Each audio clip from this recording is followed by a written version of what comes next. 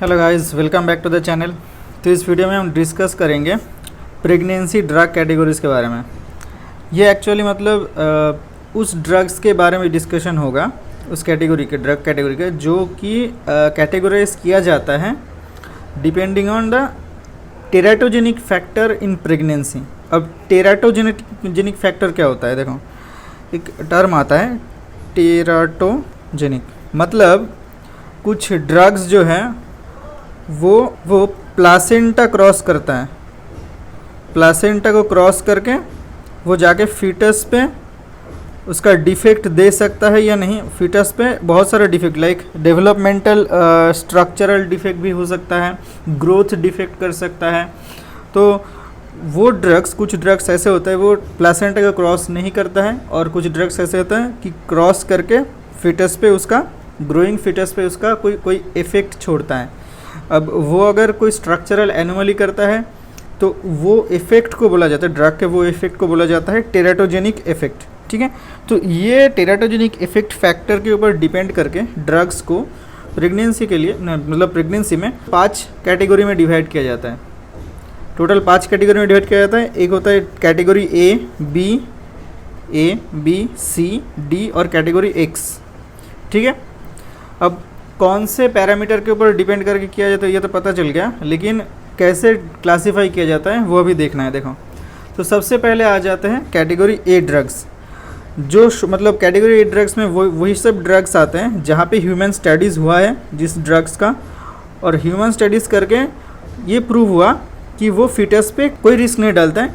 ठीक है, तो नो रिस्क ऑन फीटस, अगर ये ह्यूमन स्टडीज़ से कन्फर्म हुआ है तो वो कैटेगरी ए ड्रग में आ जाता है। इसमें आता है लिवोथायरोक्सिन, मतलब वो हाइपोथायरॉयड के ट्रीटमेंट पे हम यूज़ करते हैं, लाइक पोटाशियम हाइपोकैलेमिया में, मैक्सल मतलब मैग्नीशियम सल्फेट, ये हम पीआईएच पेशेंट में दिया जाता है। तो कैटेगरी ए ड्रग्स हो गया। अब कैटेगरी बी ड्रग्स में आ जाता है, मतलब देखो कैटेगरी ए ड्रग्स सबसे सेफेस्ट है, ये जो कैटेगरीज में सबसे सेफेस्ट है कैटेगरी ए, उसके बाद थोड़ा रिस्क ज़्यादा है कैटेगरी बी में, उससे और ज़्यादा रिस्क कैटेगरी सी, और ज़्यादा कैटेगरी डी, और कैटेगरी एक्स जो है वो एब्सोल्युटली कॉन्ट्राइंडिकेटेड है प्रेगनेंसी में। तो सबसे सेफ ड्रग होता है कैटेगरी ए। कैटेगरी ए हो गया। अब कैटेगरी बी में कौन सा आता है? देखो, इसमें क्या है, एनिमल स्टडीज़ तो प्रूव हो गया कि मतलब ये प्रूवन है कि एनिमल स्टडीज़ में वहाँ पे कोई रिस्क नहीं देता है, लेकिन ह्यूमन स्टडीज़ अवेलेबल नहीं है, वो लैकिंग है।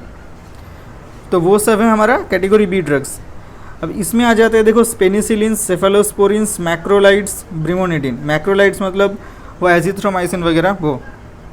ठीक है, तो ये सब आ जाते हैं कैटेगरी बी में, जहाँ पे एनिमल स्टडीज़ है वो प्रूफ किया है कोई रिस्क नहीं है, लेकिन ह्यूमन स्टडीज़ अभी मतलब किया नहीं गया है, वो साइट अभी लैकिंग है, तो उसको डाला जाता है मतलब कैटेगरी बी में। और यहाँ पे हम बोल सकते हैं कि ये ड्रग्स भी शायद सेफ़ होगा, इसीलिए मतलब, लेकिन सेफ़ फुल्ली कंफर्म नहीं है। जैसे कैटेगरी ए में वहाँ पे ह्यूमन स्टडीज़ ही किया हुआ है और वो प्रूव करता है वो पूरा सेफ़ है। ठीक है, लेकिन यहाँ पे कैटेगरी बी में नहीं है। अब कैटेगरी सी में आ जाते हैं। देखो, कैटेगरी सी में क्या है, यहाँ पे एनिमल स्टडीज़ शो कि यहाँ पे एक टेराटोजेनिक है, लेकिन ह्यूमन स्टडीज़ को अवेलेबल, उसका कोई डेटा अवेलेबल नहीं है। एनिमल स्टडीज़ किया गया है, वो रिस्क है, वो रिस्क डालता है प्रेगनेंसी में, वो टेराटोजेनिक है, लेकिन ह्यूमन स्टडीज़ किया नहीं गया, इसीलिए और भी ज़्यादा रिस्की है वो। कैटेगरी बी से ज़्यादा रिस्की ड्रग्स हैं, इसलिए वो कैटेगरी सी में आ जाता है। इसमें क्या क्या है, सबसे important calcium channel blockers like amlodipine, albuterol है, ज़िडोफुडिन है, मॉर्फिन और एट्रोपिन, ये सारे ड्रग्स आ जाते हैं कैटेगरी सी में।